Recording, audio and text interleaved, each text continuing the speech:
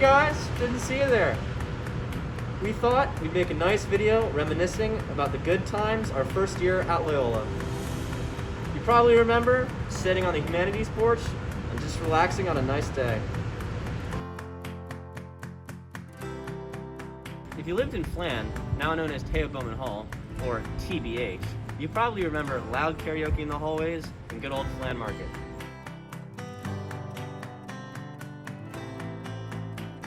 If you lived in Butler or Hammerman, you probably missed sharing those bathrooms with everybody down the hall.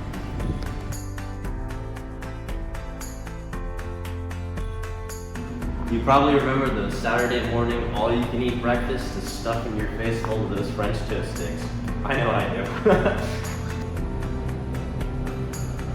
You probably remember waking up early to make that line for Starbucks. You might remember your first class in the humanities building, spending 15 minutes looking through your classroom. You guys probably remember catching a show at the McManus Theater.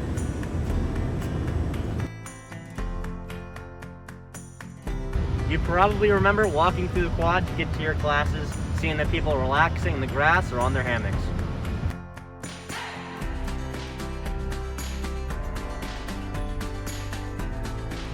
You probably remember the beautiful Alumni Memorial Chapel.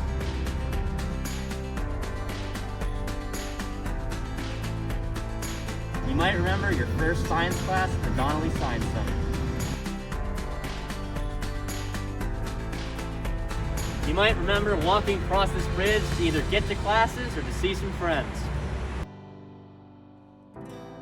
Can't forget the fact, swimming in the pool, getting in the hot tub, shooting some hoops, or just hitting the gym.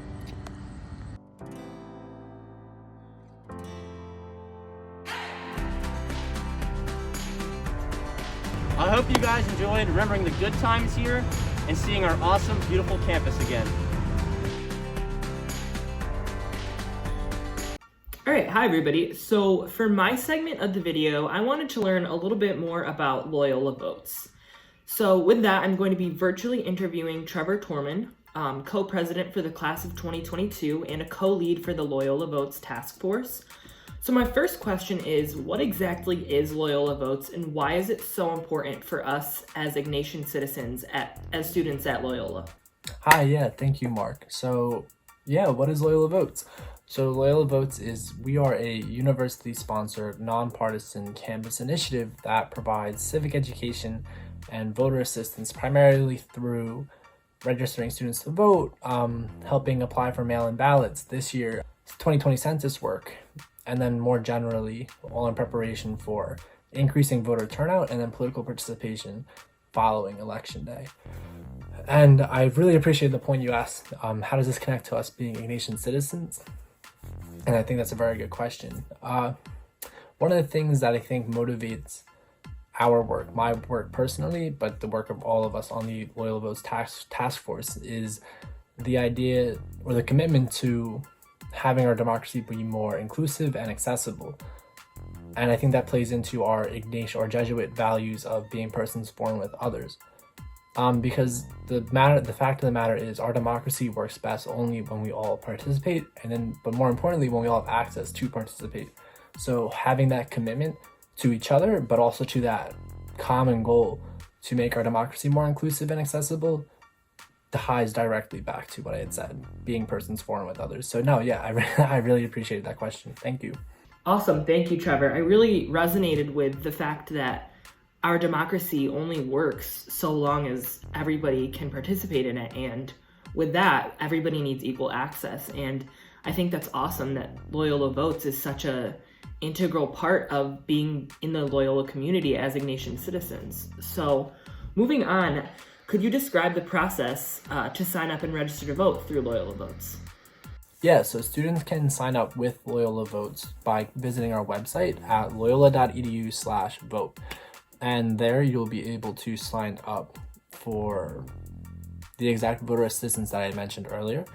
And so how that works is it's a super easy process. We make voting easy. That's one of our taglines with our partnership with TurboVote, which is a nationwide organization that provides an online platform which allows us to, again, provide our own voter assistance work through connecting students with information they need to register to vote, vote by mail, find their polling place, and even learn more about their voting rights in their state.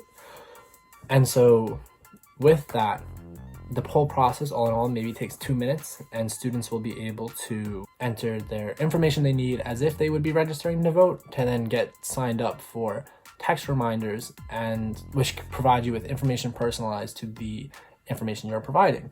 So for me, Trevor Tormann, I would provide my name, my age, where I am registered to vote, or where I would like to be registered to vote. Will I prefer to be voting by mail, voting in person? And then it'll ask you a few more questions, and then it'll ask you if you would like to sign up for text reminders or for email reminders or no reminders. Do not pick no reminders. I encourage, and what we typically encourage, is signing up for text reminders, because as we've seen in the past, and even now, text reminders are the #1 way students are kept up to date and guaranteed they are ready to go come election day, or even now, election season. And it'll help them be on top of making their voting plan and committing to their voting plan and following through come election day / season. And so it's a very easy process. Visit our website. There's contact information linked there if you have any questions. And of course, I would be remiss if I did not plug our Instagram, which is at LoyolaVotes. Follow us on Instagram. There are ways in which you can ask questions through there. You can always shoot us a DM. There's a Google form set up. Visit the link in our bio. There's plenty of good resources that can assist you in any questions or signing up with LoyolaVotes. And we'll be rolling out little weekly updates every Monday. Our Misconception Mondays. Our past one was mail-in voting, and it debunks a lot of common misconceptions or myths surrounding the security of your ballots, and would absolutely check that out. And so yeah, if there's one thing you take out from this little this little segment, is sign up with LoyolaVotes, follow us on Instagram, and check your voter registration status. If you're not registered to vote, I would encourage you to do so if you are able. And make your plan to vote, baby. Like, we have just 40 days out until election day. And so, young people, it's very important we make our voices heard this November. Thank you for having me, Mark, and the class of 2023.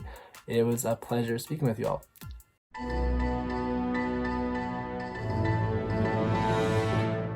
Hi everyone, Claire Perkins here, your sophomore class president. Before Lily and Brian's Sustainability Central segment, there's a lot of information you should know. Let me break it down for you real quick. Diversity Advisory Board applications are due October 1st. Major declaration is due December 16th. Go to a Study Abroad 101 session. There are so many dates to choose from. Check your sophomore scan for more information. On October 6th at 7:30, go to the Disability Justice and Action panel discussion. Check out these events being put on by Alana Services. Follow Loyola Campus Ministry on Instagram to win custom Loyola vans. Get support from the Counseling Center. Check out their resources and all their workshops they have going on. Listen to Trevor and sign up with LoyolaVotes. Follow our Instagram at LoyolaMD2023 and check our stories for constant updates of events going on campus. Don't see your event promoted? Just DM us. Read your sophomore skim. And don't forget to subscribe. Climate change is all around us, and its effects become more and more obvious every day. It may seem impossible to make a difference, but a few changes to your lifestyle can really reduce your environmental footprint. That's why we're making this segment, dedicated to living your life a little more sustainable. We'll give you a few simple tips to get you started.